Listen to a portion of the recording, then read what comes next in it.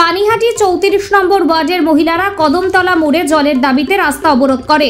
সেখানে উপস্থিত হয়ে মহিলাদের বুঝিয়ে রাস্তা অবরোধ তুলে জলের ব্যবস্থা করা হয়।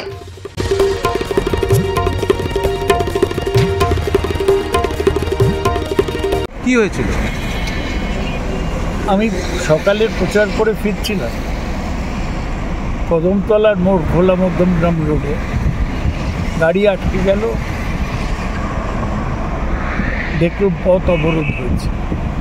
অনেক বাস টাস ছিল আর অবরোধ করেছিল মহিলারা। আমি তখন তাদের সাথে গিয়ে কথা বলি। ওরা বললেন 6 দিন ওদের শ্যামশ্রী পল্লীতে 34 নম্বর ওয়ার্ড পানিহাটি জল আসছে। আমি তখন পৌরসভার সাথে কথা বলি। তীর্থঙ্কর ঘোষ বললেন যে 12টা থেকে জল আসার কথা।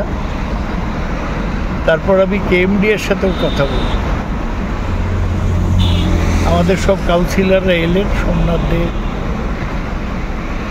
প্রদীপ বড়ুয়া, সবাই মিলে বুঝিয়ে আমরা মহিলাদের অবরোধ তুলে নিলাম।